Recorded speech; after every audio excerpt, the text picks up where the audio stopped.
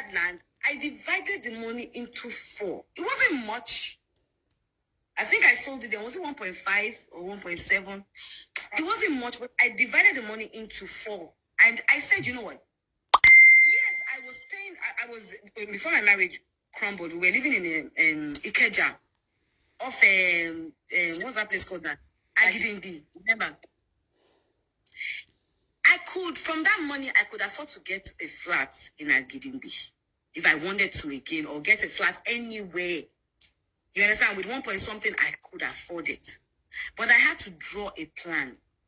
I knew this marriage thing wasn't going to work for me. And I knew that I had to move on. But I had to put all this ferene apart. I had to put all the, I want to be big, I want to sleep. I had to put all those ones apart.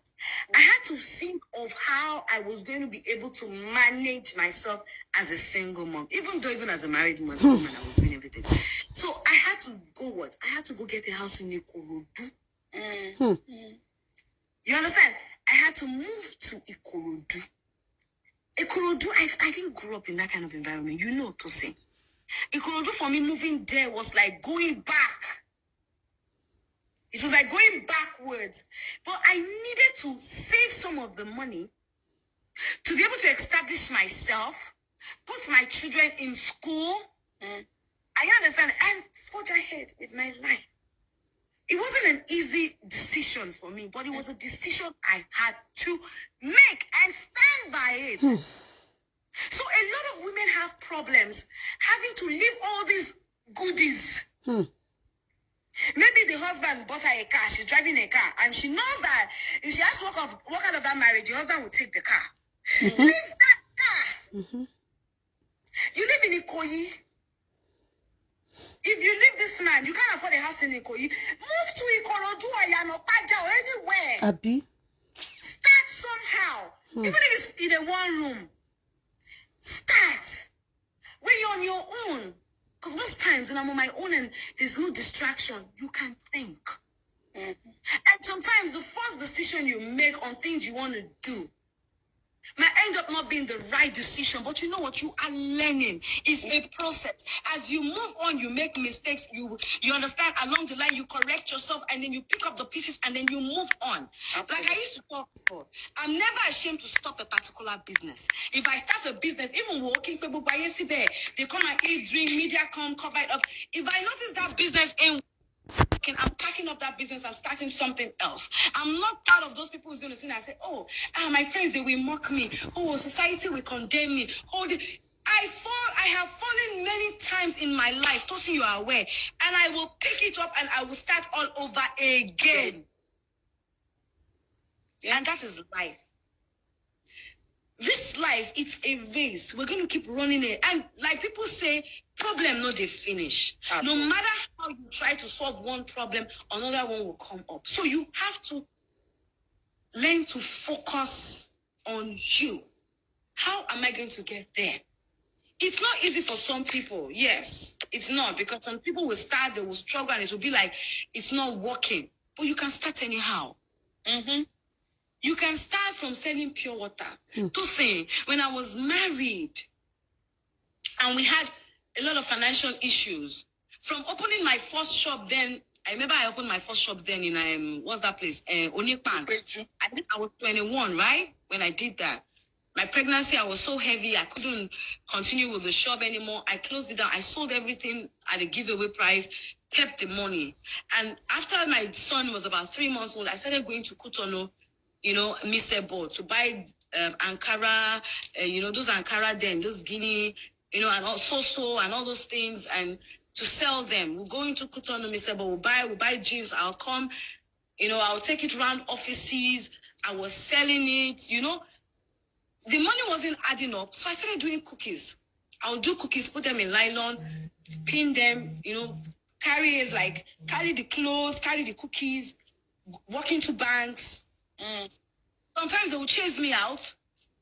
You understand? Sometimes I'll be lucky enough to sell, but in the process of trying to, move around, selling things, you understand? The company called me, combined. I said, okay, why don't you? We're looking for a sales rep. I didn't say, I already own a business of my own. I'm going to Kutano. I'm selling cookies. I took the job. You must be able to multitask. That's why I'm saying that if you're a lazy person, you can't forge ahead. You have to be ready to multitask. I took the job as a sales rep. At Combined Technology in Ilupejo, I have my receipts. You understand? Everything I'm saying, you can go to confirm. I was there. I was working as a sales girl, earning 3,005. Do you know why I took that job? Because my mom was dependent on me. You know, I'm going to talk about that when I start my YouTube program. Why she was dependent on me at a very young age. And so I was working for her. And those things I was selling, I was using those ones for my children. Are you understanding me? So I will go and give her 2,500 for my salary.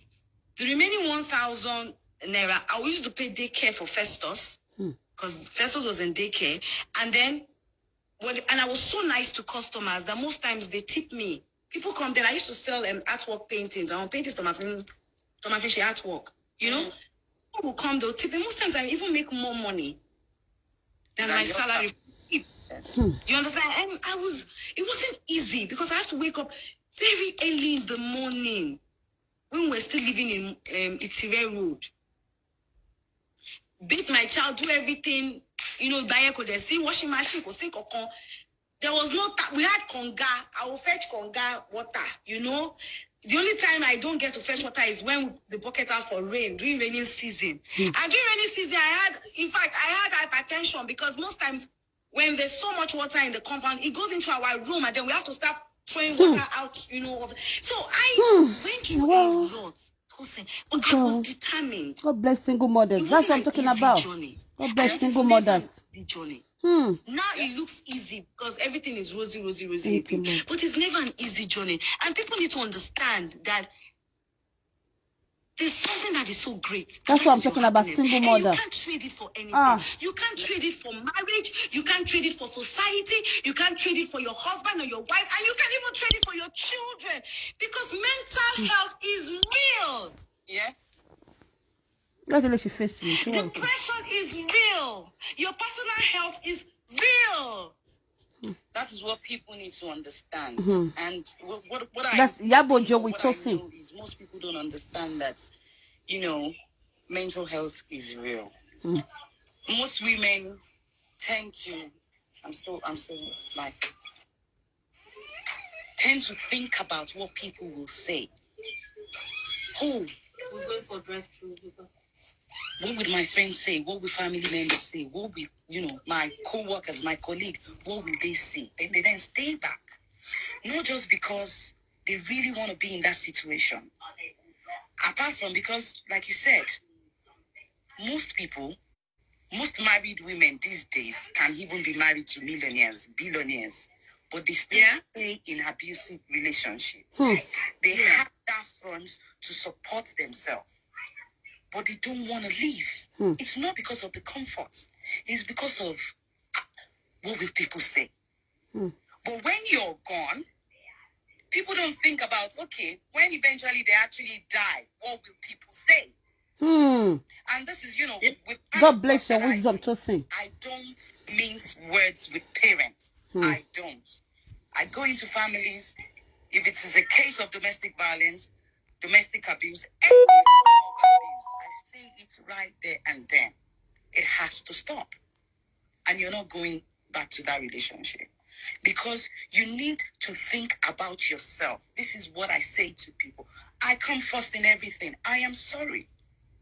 If it's not making me happy, I am sorry. I think about you don't have to be in that relationship. Yeah, I love my kids. I love them 1,000,000 and 100. And women, and there's another thing. I made a mistake on that part at a particular time in my life.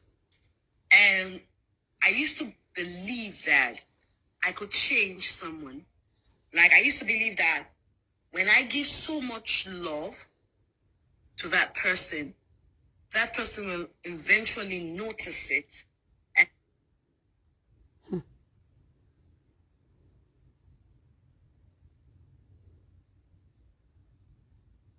It's a very wrong mentality. It's a wrong mentality. Yes, that's the word.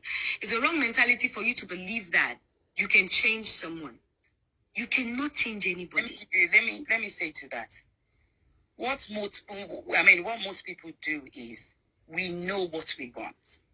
Like you said, when you're in a relationship with someone, even it could be friendship, it could be relationship, it could be anything.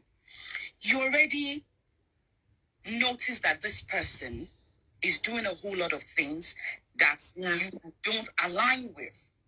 Yeah. But then you begin to think that, okay, when we eventually get married, this person will change. It's not possible to change an adult. An adult can actually say to you, oh, don't worry, babes, don't worry, I'll do this when we marry.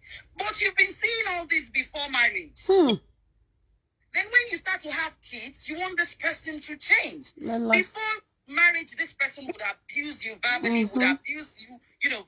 Yeah, and to cut you short, I said something, you know, along the line when I was saying something, I deviated and I said, women need to understand that these men out there, that's the way they were raised. Yeah. And most of the fault is on us, we mothers, our mothers. Because our sons, we raise them that way. We make them feel special from the very first day that they were born. We treat them specially. They don't do nothing. They come to us with everything, and we're always there to pamper them and give them everything they want. From breastfeeding to when they start working, to when they fall, to when they, you know, like we are always there, even when they're grown. Yeah. We still treat them like they're the man. They don't need to come into the kitchen. You know, a whole lot of things. True. And they grow up with that mentality.